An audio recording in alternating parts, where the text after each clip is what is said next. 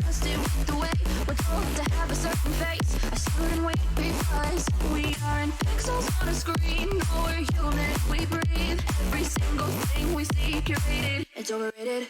These expectations, they gave way and me down. My heart is begging me to get the hell out of my head. I'm gonna live inside the upside down for a minute and pretend, honey, I'm a perfect 10. Whoa, honey, I'm a perfect 10. Whoa, and if I say it enough, it gets ingrained in my head, and I start to think, honey, I'm a perfect 10. Honey, I'm a perfect 10.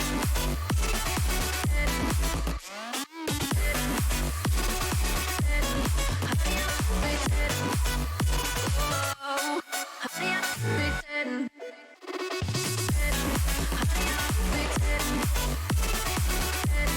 Honey, I'm a perfect 10. Honey, I'm a perfect 10.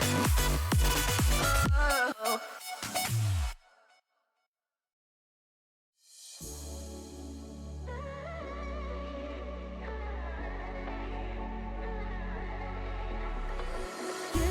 You came with a warning. I should have seen it. My bad for falling. I'm far from perfect, but I know what my worth is. More than you're giving. What goes up comes back down. What goes out comes around. You're so dumb or reckless. You already reckless. What goes up comes back down, and your day will come around. And I don't wanna fix this. You already like this. Forget.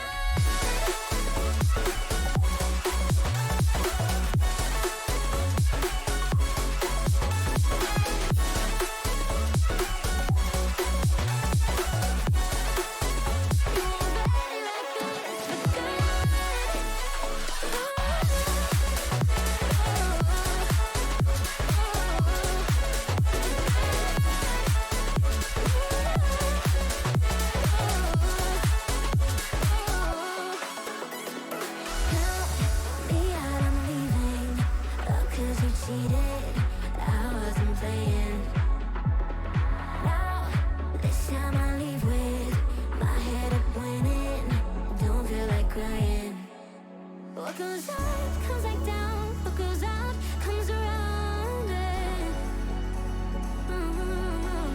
What goes up comes back down, and your day will come around. Oh no. What goes up comes back down. What goes out comes around. You're so dumb and reckless. You already reckless. What goes up comes back down, and your day will come around. And I don't wanna fix this. You already like this. Forget.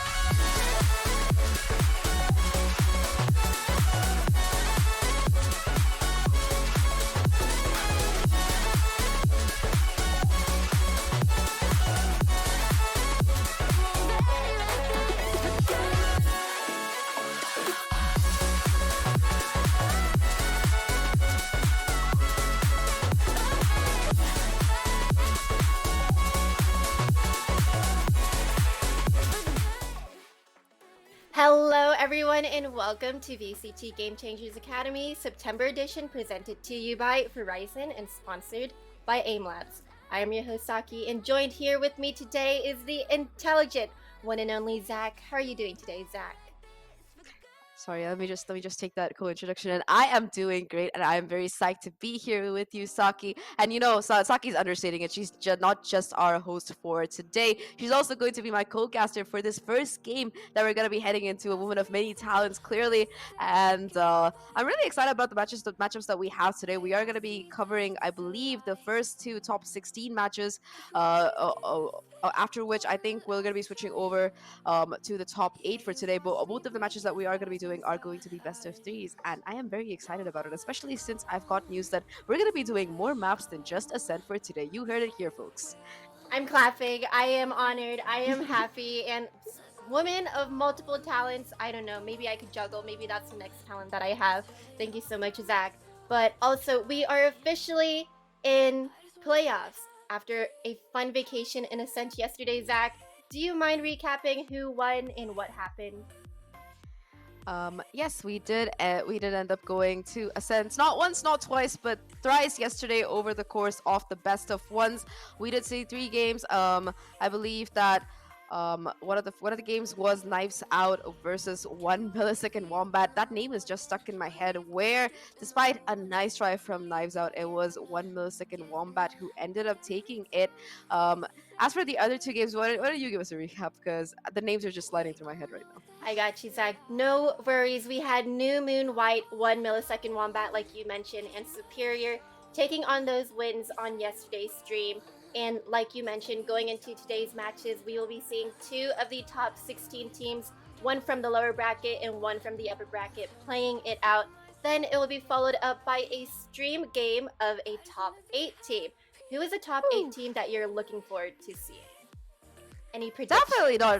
Definitely not Dart Monkeys. They're definitely not gonna be there. Totally, I'm joking. But yeah, I mean, either Dart Monkeys or Solaire are going to be my bet for that top 8 game. Very likely that at least one of them is going to be making it there, and I'm pretty excited to see these teams face off yet again. I know they've been playing for the last like 4 or 5 academies at the very least, but each time there's something new about their gameplay, and it's just really fun to watch. Right, and let's go ahead and take a look at the teams that will be streamed today. Drum roll. That was my drum roll right there. But we're looking at Tactical Throwers versus ID Ruby and Solaire versus Skill Issue. Let's start off with Tactical Throwers and ID Ruby. Zach, what can you tell me about these 2 teams? So, Tactical Throwers, again, they're a team that's been around for the last couple months. You've seen them in multiple academies and I think the main Game Changers events as well. I was actually going through the VLR for both of these teams, and what I noticed is that they've faced off like quite a few times before, and every single time so far, it has been Tactical Throwers who have come out on top.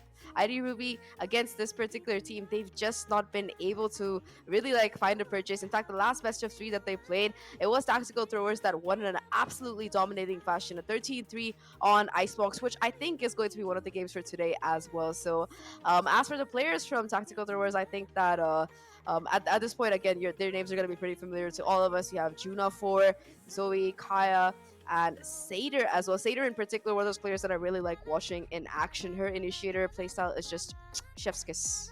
Chef's kiss right there, and Tactical Throwers have continuously showed their power in Game Changers Academy, and I'm really excited to see what they have up their sleeves. But as for ID Ruby, they're the underdogs compared to Tactical Throwers, and they're who is a number 2 seeded team, by the way, Tactical Throwers. So ID Ruby, they usually run Chamber. I did a little bit of research on them, and every single map I see a Vincent making an appearance here. But oh, go ahead.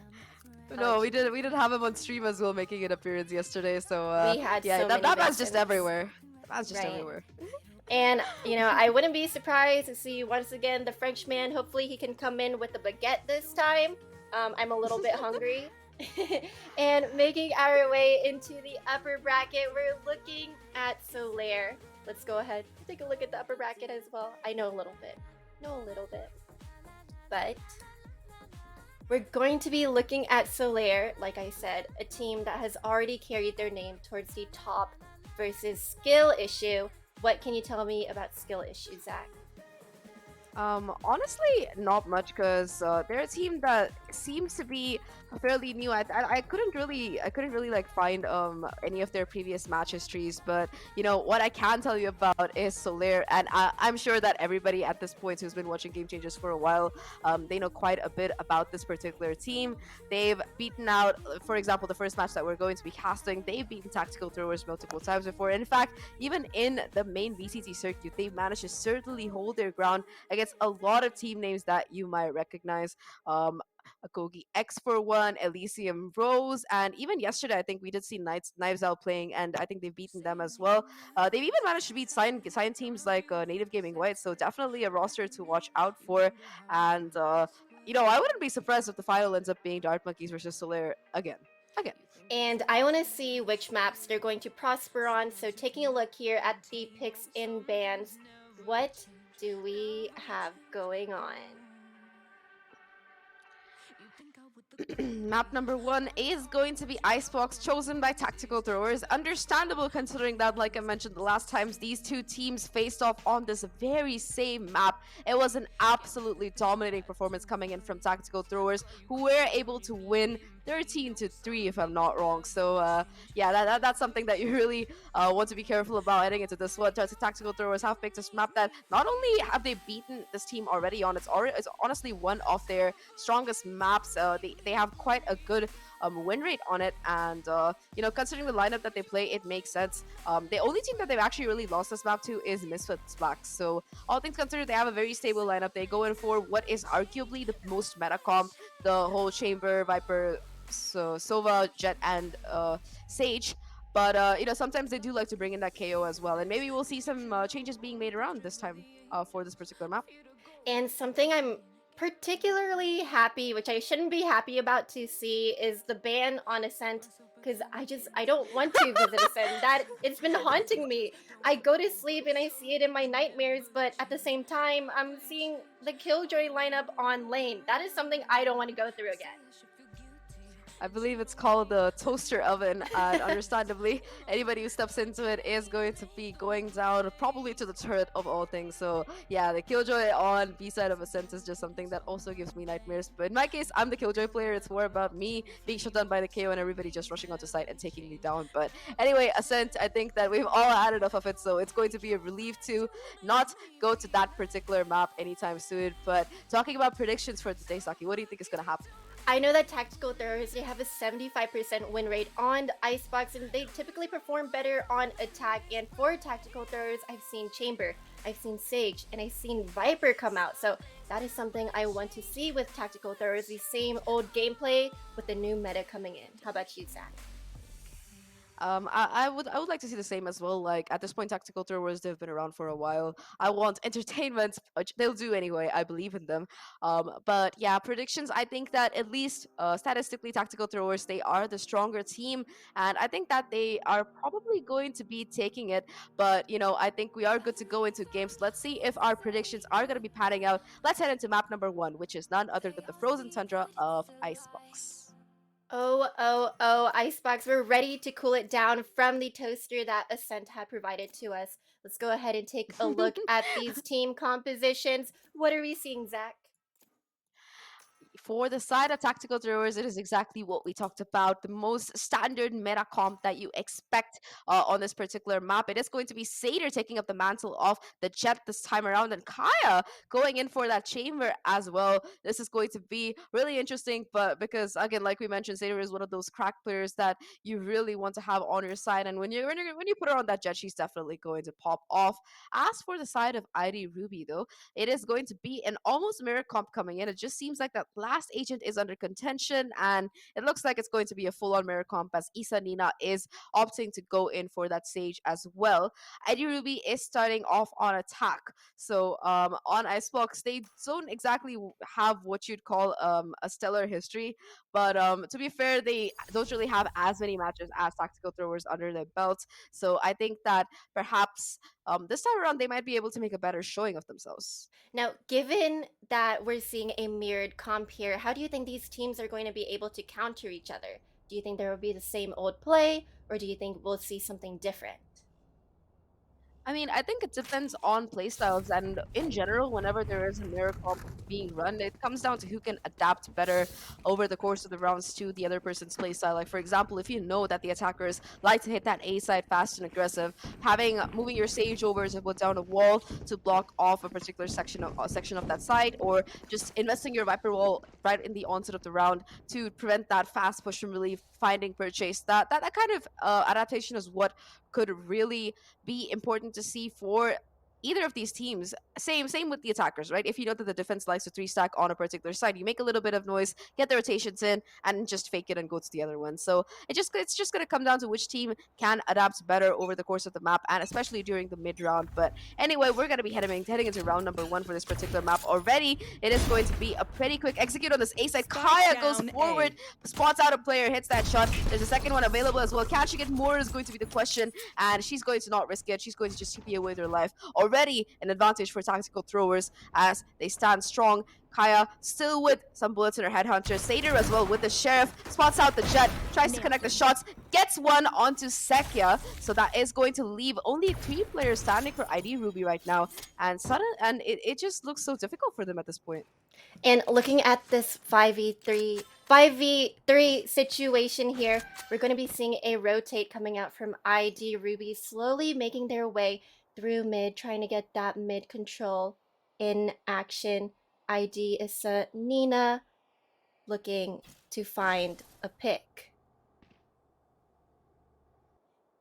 Eos is watching this rotation, and this push does come through, but NB connects the headshot. Isa gets the second as well, and that is immediately going to bring things back down to a 3v3 with Seder still standing with the Sheriff. Gets 2 more headshots. Can she get another one? She still hasn't taken a single ounce of damage. It is going to be Seder and Kaya on the cleanup duty. I think both of them got all 5 players of ID Ruby between them, and for a second it looked like Ruby were able to pull it back after they got those 2 kills towards mid, but they made the mistake of walking right into Seder's waiting crosshair into her Sheriff, and just like that, it is going to be round number 1 going in favor of Tactical Throwers, who off the back of that are going to be fully buying in. In fact, Seder is going to be investing in that Vandal as well on this particular anti-eco. This time around, though, after the taste that they had on A of Kaya and Seder, they are going to be moving over to try their luck on the B side instead. However, their nightmare, the legend, Kaya, is back towards yellow. That recon not really going to spot her out. She's still going to be able to hold this position, still with the headhunter in hand. We'll hear a lot of players, a lot of noise being made, and she's going to be able to get that first pick. The Viper as well, that's going to be no more smokes, and it looks like it's going to be a 4v4 retake as Envy connects a beautiful headshot onto Juna. Both Jets are making their way into getting those picks off on each opponent. GT Kaya trying to find an open pick here and getting that retake off. But we're going to be seeing Tactical Throwers playing back just a bit, knowing that they have mollies, knowing that they have shock darts and everything to do with post plant. That is the case, but the wall comes down. Half the defuse has been stuck already. Things come down to the 2v2. It's all down to the wire. Starry does manage to close it out, though. And Tactical Throwers, they manage to pick up the round. A very, very expensive one, because they do end up losing, I believe, 3 of their Spectres. But at least Starry manages to rescue the Vandal, so that is going to be a plus heading into this particular round. Now, though, they're going to have to make a choice. Are they going to fully invest in this particular round and not really play for a bonus? Or are they just going to go for a possible eco here, considering that it is the full buy kicking in right now for ID Ruby? It does seem like they are fully going in right now. They're not going to be ecoing or any kind of nonsense. They're feeling themselves. They got the aim. Some crispy shots coming in from all the players. And off that almost success that ID Ruby were able to find on that eco, they're going to be heading in yet again towards this B side. Kaya holding this angle with the Vandal, does have the rendezvous ready to go. And when you don't have a KO on your team, the trouble is you can't really shut down this chamber pretty easily. The drone is going to be invested to clear out these close angles, as well as Yellow Kaya getting immediately spotted, forced to TP out. But look at this push coming out. They've smoked off the trip, and they're all coming in for the flank. The backup that Kaya desperately needs is coming. But I don't know if ID Ruby is going to be expecting this. I think that this is a really strategic move. As for Tactical Throwers, I was not expecting this, and I was rather confused looking at the minimap as to why there are 5 on defense going flank. But now we're also seeing a 3v3 situation. ID Seki's getting 3 picks and be getting 1 on Juna 4. Taking on that round, it is a win for ID Ruby, now 2-1. Yeah, they managed to get that round in their favor. In particular, Sekia went huge. They're being able to catch all 3 of the flankers, and all 3 of them are pristine headshots as well. So that is going to help her charge up that Hunter's Fury. Only 2 away. Nina as well is almost ready with that Resurrection to go. As for the side of Tactical Throwers, though, not really much in the way of an economy, since they did buy in for that round. So they are going to be going in for a bit of an eco here. However, Seder, she looks like she's going to try to get that orb onto this A side. So so she can pop that Blaze Storm right off the bat. Both Jets, in fact, are going to be popping their knives out, and it's just going to come down to the battle of the Jets here. In fact, Seder has a lot of pressure on her shoulders because right now, considering that her team has no economy to really buy in, she's going to have to do a lot of heavy lifting with that particular ultimate and really hit some shots. Yet again, it is going to be a regrouping coming in from these players from ID Ruby who are heading for the A side this time. That's going to be where the hit's coming. And we're seeing Chamber lurking on B, anchoring, making sure that if ID Ruby was going to hit B, that they would be able to stop him. But we're going to be seeing Issa again getting a pick off of Starry, and B using the Blade Storm to pick off the players. Oh, both the Jets just floating around right now, trying to connect those headshots on knife. Sader's gotten two of her own. Sader's gotten one of her own. Envy's gotten two. Finally, it is going to be Envy who gets shut down. 3 more knives left for Sader. Make that 2. It's all down to her to somehow close out this 1v4 to make this round somewhat at least expensive for the side of ID Ruby, but it's a hard ask for her. She knows the position of Althea, but that is going to be it. Pushes forward, gets the headshot. That's going to be the reason on the Blaze. Cashing it more is going to be the question. The right click not exactly panning out, and it is going to be ID Ruby who bring things back 2-2. A beautiful run coming in from them, but Sader, those were some nutty shots, especially that last one that she hit on Althea. Oof. And Zach, what do you think is working for ID Ruby and Tactical Throwers, given that ID Ruby is our underdog? I think that definitely they look much more coordinated from the last time that I saw them play against Tactical Throwers. I think Sekia and Envy in particular are stepping up huge right now for this team, and they're definitely being able to win out their aim deals much more better than they have in the past, so that is definitely a plus. A little bit of a setup change coming this time around for the side of Tactical Throwers. It is going to be the Viper as well, moved over towards this B side to give some backup to Kaya, but already Envy has made her way forward through mid here. It's going to be spotted out by Kaya though, so that is going to be a 1-for-1 trade. Still though, there is a presence towards mid and long. Juno finds one, immediately gets traded out, and Kaya is going to be the Bastion on this B side, holding strong, getting that pick, dropping the spike, and TPing back, but unfortunately it is going to be her counterpart lying in wait for her. 2v2 right now, and EOS, she's only 1 away from that resurrection, so that might be something to watch out for heading into this particular round. The flank is in as well from Sader, connects the shot. It's all down to just Althea. Her position is known, gets spotted out. It's going to be the pincer coming in between Eon and Sader. However, Eon is going to be taken down by Althea, so it's going to be a 1v1 right now. The Jet and the Chamber, both of these players facing off. Sader doesn't look like she's going to be looking at Althea, but makes the shot nevertheless. Tactical Throwers, they regain their advantage 3-2. The thing I love about Tactical Throwers is how they always have somebody going flank and somebody going mid, so ID Ruby, typically, they're not going to expect it. Tactical Throwers usually plays on for the picks and for the lurks and all of the above. I definitely do there, and of course these flanks coming in are just constant from them. Like every round on that B side there's always someone flanking, and this time around Sekia just couldn't hit the shot. Right, and looking at the buys for Tactical Throwers, we're going to be seeing GT Kaya using ultimate here. The Torde Force is going to come out, and they're going to capitalize on it. Yeah, you want to slay, let's slay. You go girl. She's gonna be posted up towards the B side though. Not gonna be seeing much action until she rotates over. I suppose the resurrection also online right now for these players from Tactical Throwers. Envy pushing forward on top of the box is going to be spotted and immediately shut down by EOS. That's going to make things extremely difficult right now. The trademark going to be broken as well, causing a little bit more pandemonium in the ranks of ID Ruby, who are not exactly sure what to do right now. They know that there are multiple players still on this A side, this Viper wall as well, making things even more complicated. But they also know that a flank could be coming in any second right now. It's imminent, and they really don't want to risk being pincered like they have been in the last few rounds. So they are going to be committing onto this A side nevertheless.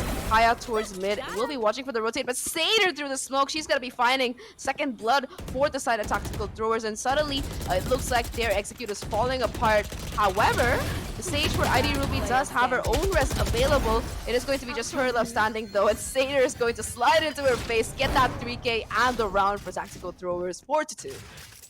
It looked like here that ID Ruby were kind of competent of wanting to push site, but they didn't know whether they should rotate, and we did have somebody like Kaya waiting to watch the rotate, especially with the operator in hand. But now it is going to be looking like 2 on A holding down site, and another potential A push from ID Ruby.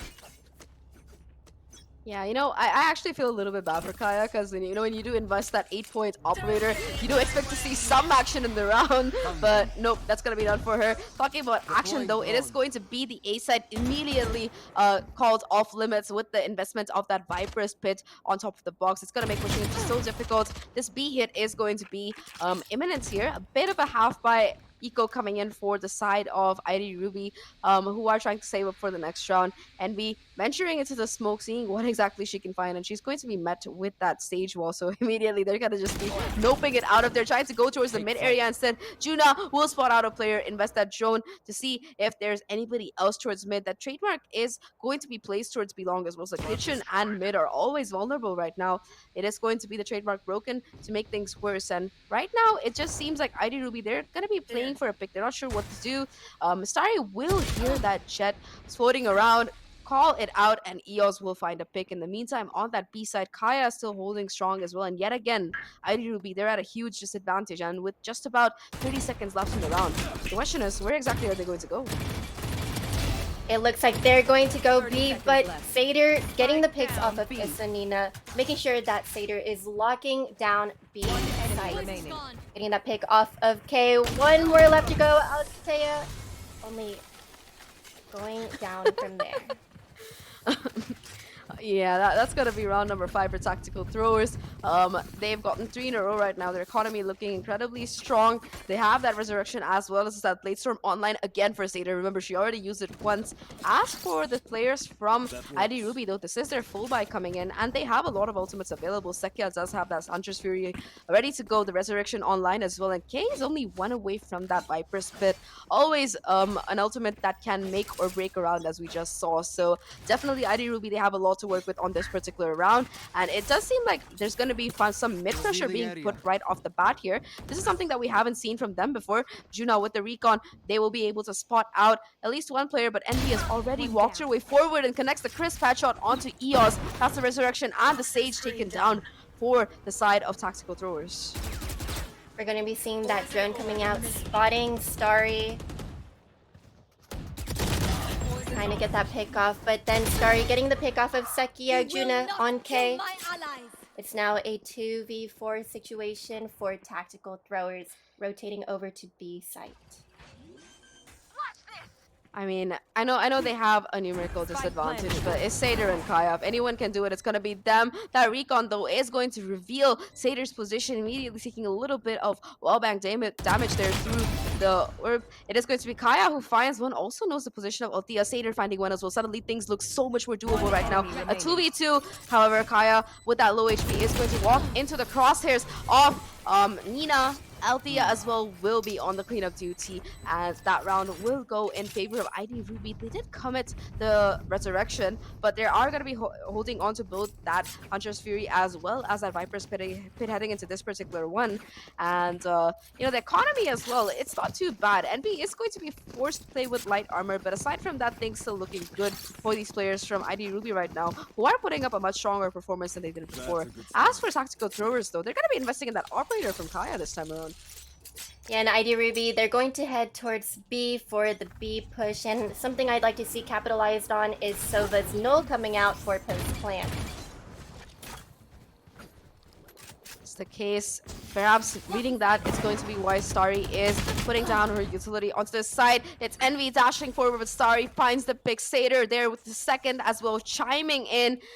Again, ID Ruby are left in this unenviable position of a 3v5 right now. Kaya as well holding down the fort with that operator. Viper's Pit gonna be committed as soon as that wall goes, and Sekia finding EOS is going to be huge there. Bouncer's Fury from Juna 4 though is going to be invested and completely denies the plans heading into this particular one. However, after that has been baited out, there's going to be the push coming in from Starry into the Viper's Pit. She doesn't care as she finds 2 of her own. It's all down to just Sekia in this particular round. A 1v4 to close things out, and she's hit some nutty shots, but I don't think she's that insane. Giving away her position as well. This is going to be a really tough clutch for her own sake. If she can pull it off, I will personally bow down. But at the first hurdle, which is Starry, Sekia unfortunately will fall, and Tactical Throwers, they reassert their lead 6-3. I was getting ready to bow down there, Zach. I was ready to see that 1v4 come into play, getting that clutch up, especially with 2 shock darts and the null in hand. But now we're also going to be seeing ID Ruby forced to be on a save round, but Sekia having that Vandal, or not, Sheriff in hand. There we are.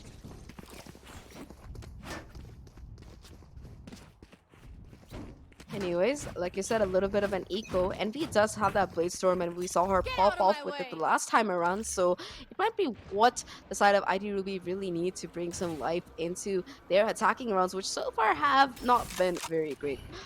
They have managed to pull together a few really good rounds, though. It is going to be B where the Execute is coming yet again, and hearing all this commotion, it is going to be the Viper Spit invested by Starry, who has it back yet again after just 2 rounds since she used it. And this ult being committed is going to immediately trigger a rotation coming in from these players from ID Ruby. They're going to be falling back. Altia will spot out Kaya, and that is going to be some information as to how many players are there on this A site. They know that at least one is there. I don't know if they know that Kaya has an operator in her hands, but aside from that, it is going to be a full-on rush towards this A site right now. Kaya does get spotted out. Unfortunately, gets taken down as well with some clean sheriff shots. Nina will be finding that kill. Envy with the Blade Storm as well, lying in wait to catch out this rotation. Her timing might be so perfect here. Spotting out Juna, going behind her, misses all the blades though. Oh no, that is devastating for ID Ruby, and well, it's going to be a 4-on-4 retake. But aside from that operator which they received, I don't think they have any real weaponry to work with. There we are seeing a pick from K on Satyr, and now it's just a 4v3 situation. Altia holding it down with an operator, getting that pick off on Satyr as well. Out of charges. There we are seeing the null coming out as well, and now it's just limited down to a 1v1 situation, but defenders getting the spike defused. Gun here. Round does work out for Tactical Throwers, but you know, considering that it was an eco coming in for Ruby, they've managed to take that operator off Kaya's hands, and they have it for themselves. So that might be a weapon that could be of particular use heading into this particular round. Sekia does her best to clutch it out, does manage to get all the kills, but it's just going to be a little bit too late, as unfortunately, it is the defuse that came through at the end. Tactical Throwers right now have really extended their lead here, 7-3, and with just a few rounds left in this half, it's going to be a question of how many more can these players from the side of ID Ruby really find. Starry is going to spot out a player towards B long, but right now it's just a little bit of a default coming in from these players from ID Ruby who are waiting to see if they can get a pick before they really commit anywhere. Absolutely, and like you said, we're seeing Sage rotating away into A site from B. It looks like ID Ruby is going to be pushing that A site once trying to get a pick off. It's indeed going to be the case here. Envy will be able to take down Kaya. First split coming in for these players from ID Ruby. Satyr though tries to go for the trade, will spot out one player, does a lot of damage to the chamber, but in the process will be taking a very awkward fight with Envy and will unfortunately end up losing it. That's going to be a 3v5 right now. I think the resurrection is available for Tactical Throwers, but the bodies are in extremely awkward places, and they're gonna have to really work to try and get the resurrection down. You do see Satyr being the lucky one to be brought back to life, though Sekia is quick to take down Starry. That's gonna be no more Viper wall available for this retake, and these last players are just walking into a crosshair. 3 on the round for Sekia, and just like that, it's going to be a flawless attacking round. They also get the resurrection out, and ID Ruby, they're not giving this map up without a fight, Saki. They're not giving up just yet. We're only looking at a 74 half. One more point for ID Ruby, and they can have the advantage here, Zach. Oh, definitely can. I just wanted to point out, let's look at Starry. We're seeing the Bucky coming out. Are you ready for some Fortnite moves? Here. Jumping headshot. It takes me back to when I used to play the game, but yeah, it is going to be a very awkward buy coming in right now for these players from Tactical throwers, like you mentioned, the Bucky is going to be the first obstacle that Althea might run into. However, she might be pushing into the crosshairs of the Vandal. Still finds the shot though. The Bucky can be devastating in close range. Manages to pick up that upgrade as well. Meanwhile, towards the A side, Kaya and Satyr have been just ripping the attackers apart, and it is going to come down to just these two remaining players. There is a resurrection available from Nina, though, and I think that's exactly what she's trying to do. Possibly get up Envy here somehow. If she can find this first pick, it's going to be very useful, but the cavalry has come and the reinforcements are here, and it's going to make getting the resurrection very, very difficult right now. Sekia as well, being able to find one, but Starry is quick on the trade. It's all down to just Isa Nina here knows where all three players are, but unfortunately is going to be surrounded on all sides, and Juna will be the one to clean her up. Just like that, tactical throwers, they find 8 to 4. A really intimidating half coming in from them. Absolutely, Zach. And can you tell me a little bit more about this 8-4 half? We're now seeing tactical throwers on the attack, and how do they typically perform? I mean, for tactical throwers, like I mentioned, Icebox is one of their strongest maps, one of their most played maps. I think they have a really good win rate on it. Statistically, they do much better on attacking. So, all things considered, it does look like it's going to be, unless IDRB put off like a phenomenal defense, it is going to be Satyr and Kaya. Most of the time, these are the two that really pop off for the side of tactical throwers, and they're going to be really leading the attacking charge here for the side of tactical throwers. But what do you think? Do you think ID Ruby can really like mount a comeback here? What do you think they need to do to prevent tactical throwers from just running away with the entire map? I think with this mirror composition, we're going to be seeing Sage and Viper, Issa, Nina, and Kay bringing out their utility and just bringing out a bunch of that utility onto tactical throwers. Utility usage is important, especially considering all the agents that are being run, right? Like both Sage, Viper, both these agents, they completely, their value it derives from the utility that they have in store. And talking about the individual performances, though, for the side of tactical throwers, Satyr has been a beast on this map, 17 and 9 so far. After we're done, I want to check exactly how many first blood she has, because I'm sure she's gonna be up there. But Kaya as well, we saw those crisp sheriff shots, headhunter shots on those first couple rounds. And even though her operator didn't see much action, because every time she did buy in, the attackers did end up going most of the time to the opposite side. She's definitely very capable with that with particular weapon as well. So these two are going to be up on the scoreboard, but all of this is possible because of the support they have from their non-duelist slash non-chamber agents. Starry in particular, we saw her go in huge there on a particular round where ID Ruby, they had the Viper spit down, they were about to plant the spike. Starry just goes running in and gets 2 kills for herself. So again, every single player for tactical throwers have shown up so far over the course of this map. But for the side of ID Ruby, I think that the same could be said for Envy. She's been phenomenal so far on this particular map. Althea, though, is going to be the first point of contact into this. Just spot out multiple players towards B-Long and will be forced to TP away. Kay, though, is still not afraid to play up close, but the spam through the poison orb from Satyr is going to do so much damage to her right now. And tactical throwers, they're still aggressing onto this B side here. We're also seeing quite a split from tactical throwers, 3 going on to B, while there are 2 around A area. But now they know that B site is a site that they potentially may want to hit. So we're going to see that rotate coming in from Chamber and Viper as well. Juna for getting the drone in, making sure that site is clear for them to dash in.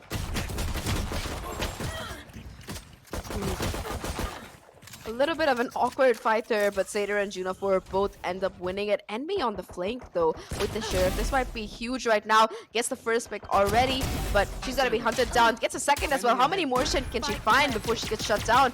Satyr is going to close it out, and tactical throwers, they have 3 remaining to the 2 from ID Ruby. Sekia is still alive though, and she has been phenomenal for this particular map here. Nina puts down the wall, tries to go in for the diffuse stick, tries to get to half, but Kaya is just going to get both of those kills on cleanup duty. And tactical throwers, they find the pistol, and it looks likely that we're going to be seeing them getting to double digits this time around, because they did get the spike plant as well as they are going to be able to buy in for this particular round. As for the side of ID Ruby, though, there's not really much of an economy to work with or force with.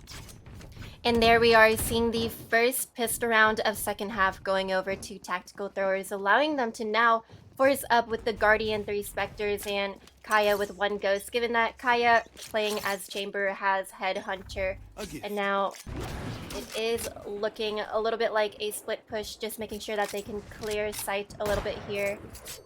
Altia going to get spotted out. Oof. Unfortunately, in the meantime, Kaya is going to be rushed by not one, not two, but almost every single member of ID Ruby from what I can see and be taken down. Althea is going to be the only one not there, and she will be taken down in turn by Starry, I believe. Satyr, though, on site with the Guardian is trying to just tap heads right now. A little bit of awkward interaction with Envy, but hey, she got the kill. That's all that matters. The last two players are on the flank here, but the spike has been planted for the CT. In fact, it seems like the attackers are attempting a defender cosplay at this juncture. Satyr's shots not exactly connecting, but as I say that, she hits a clean headshot, so that's gonna be 3 on the round for the Jet. And ultimately, the anti-eco goes in favor of tactical throwers. Kaya bought a lot of time, got a lot of information as well. Even though she went down without getting a kill, she was able to call out that, hey, look, I got 4 players on me. Just go B. It's okay. There's probably gonna be 1 at tops. And off the back of that call, they make it work out, and they do get to double digits. And in this particular round, they're not gonna be really forcing up here, with the exception of that Guardian that Satyr is carrying over from the last round. It is going to be a bonus for the side of ID Ruby. I'm sorry, for tactical throwers. Absolutely, and there was not much to lose for tactical throwers, given that Kaya only used a ghost during round 1, so now we're going to see that Sheriff coming out, but also an A push here, just playing a little bit slow and steady, playing a default, trying to find a pick, and be pushing up. The timing on mid was insane. Envy almost got the Viper, I believe, off guard. That could have been very, very difficult for the side of tactical throwers, but all is good. They're all gonna make their way over towards this A side. Hearing all the commotion, Nisa Nina is immediately gonna wall in, but Satyr dashes in on top, is able to pick up that upgraded Phantom as well, and they have a site for free off the back of that. Satyr still looking strong right now, getting the second on the round as well, with Envy finding a trade back, but the damage to the HP for Envy is going to be insane. With the Sage being gone as well, there's going to be no heal available either. Satyr still looking for more kills, hungry in fact for the action. We'll be using that dash to move a little bit back and play next to Kaya so that she can be traded out, but she's still going to be peeking aggressively. Gets the 3rd kill on the round as well. Kay is able to get one of her own. The 4th for Satyr. Can she ace this out is going to be the question. Doesn't look at the right side, unfortunately, and Envy is going to be able to take her down, but the round off the back of that beautiful 4K from Satyr is going to be in favor of tactical throwers, and it looks like they're going to be running it down to match points and possibly game points here. And as for tactical throwers, something I wanted to point out how important economy is in this game. They were able to take on pistol round, then bonus, bonus and after a force up. But now we're going to be seeing them playing it out with 4 Vandals and 1 Phantom. And now ID Ruby, they're a little bit stuck on the economy. They're going to have 3 Deagles in their hands. Yeah, not really much for them to work with. I think that the Blade Storm is going to be available for Envy, I believe. So that is one note that might be useful for the side of ID Ruby. But like you mentioned, nothing but Sheriffs across the board. It's going to be very difficult for them to really make anything work here. Satyr as well getting aggressive with the battle yet again. But the first blood is going to be going to Envy, who catches Kaya on the lurk towards main there. They are going to be falling back, but Satyr pushing forward, getting one of the kills. The trade is quick though, and yeah, just a few missed shots. Envy will be able to pick up that rifle and get that pick. Satyr desperately trying to hold strong here. She has to like close this out and get as many kills as possible right now. Her teammate Eos will be able to get the touch with Satyr, and just to wrap her around here. That is insane. Catches Althea on the reload. Has to go for a reload of her own, unfortunately. And Sekia is going to be able to bring it back down to 1v1 here. The Sage versus the Sova, who's gonna come off better. I think that Eos has the timing, and she does indeed. And just like that, tactical throwers, they get to match points. But you know, for Satyr, who we're so used to seeing crisp shots from, that was a little bit awkward. Nevertheless, though, all good. She gets 3 again, and look at Satyr, man, almost a 31 for her. What a game for the Jet. They did quite a lot of damage to ID Ruby, given that they were also on an eco round there. But now Satyr bringing out the Blade Storms here. Ult is ready. Vandal is ready. Everything is in hand. We're now on match point, and we're seeing them going for an A push, their specialty. I mean, why fix what ain't broken, right? So far, tactical throwers haven't dropped a single attacking round. It's been 4 in a row so far, if I'm not wrong. Envy pushing up early, trying to get that first pick. Is going to be forced to dash away, though, as she is met with extreme resistance from not one, not two, but three players. The drone from Juno 4 invested as well to see that despite her taking a little bit of damage, the re-aggression is there. Sekia, though, one of the standout players right now for ID Ruby, is going to be playing towards mid, does get that first pick, and it will immediately falling back. That is huge considering that it is Seder who was on track to drop 30 on this particular map already. Starry, though, through the smoke, is trying to make a play, going towards mid. Will be, in fact, clearing out kitchen, but there are still two players close by, and I don't know if she's going to be expecting both of them. They're definitely not expecting hers because she goes all the way around the trigger discipline, the plays, the kills. Starry manages to get both of them, and off the back of that has the Viper's Pit as well. The B side is open for business today, and tactical throwers look like this is going to be where they close it out. I just feel a little bad for Seder because that's gonna mean no more 30 bomb. Absolutely, but we're going to be seeing Sekia capitalizing on the Owl Drone, trying to spot out where the enemies could be. Now a 4v2 situation. Before trying to get a pick off on one. Starry gets one, and here we are, Zach. A 2v1. I mean, if anybody can clutch this out for ID Ruby, it has to be Sekia. She's been phenomenal over the course of this game. Does have that Hunter Spree, but she's going to be walking into a crossfire. Doesn't check the corner first, and EOS will close it out. Tactical throwers take the map 13-4. I believe that last time they played this map, it was 13-3. So at least for their opponents, ID Ruby, they have managed to take one more round, but tactical throwers, they looked pristine on this particular map, especially Seder. The shot she was hitting, my god. And I just wanted to talk about Seder. Was Seder able to get that 30 bomb? That 30k? No, not. Oh, just. I wish, if I were Seder, I would want that. But Seder performed absolutely phenomenally during that match. And honestly, if I could say one thing, I was kind of rooting for ID Ruby. I want the underdogs to show up. I want them to make sure that, hey, we can do this, we can make it, and we are as good as tactical throwers. But then again, this is only one match of the best of 3, so there is potential for ID Ruby to get one more in their hands to hopefully make their way into Decider. Definitely. And the thing is that on this particular map, it's not like the players from ID Ruby were underperforming really either, because both Sekia and Envy are right behind Seder up in that ACS. Seder, by the way, a mammoth ACS of 400 plus if I'm not wrong, but Sekia and Envy both for the side of ID Ruby were performing just as well. And I think that it was just a question of Seder finding the timings, being able to capitalize, and just getting a little bit more support from the rest of her team as compared to what ID Ruby really had in their arsenal. Also, you need to consider that this is the map pick coming in from Tactical Throwers, the map that they have a very excellent win percentage on, a lot of practice on. We're going to be heading into Haven, if I'm not wrong, for map number 2. And this is a map that Tactical Throwers, they've lost quite a bit to quite a few teams, including the ones that we see quite often in Academy. They've lost to Solaire, they've lost to Hamboigas, who we saw last time around.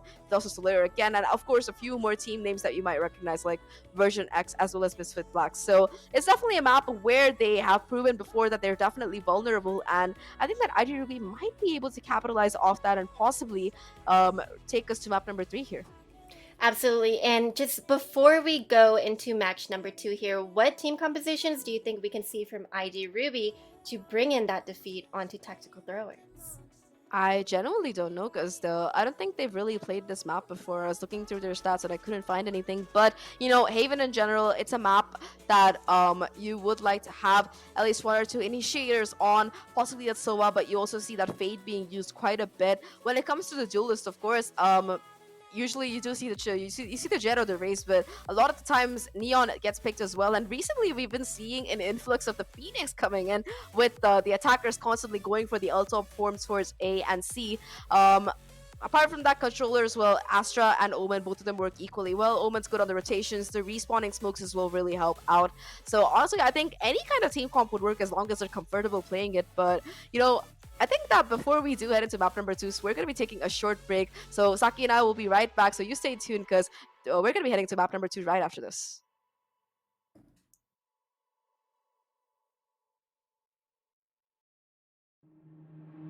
Waste another day, eyes on my display. You say we need a change, and I feel that you mean it. You mean it. But you're so right.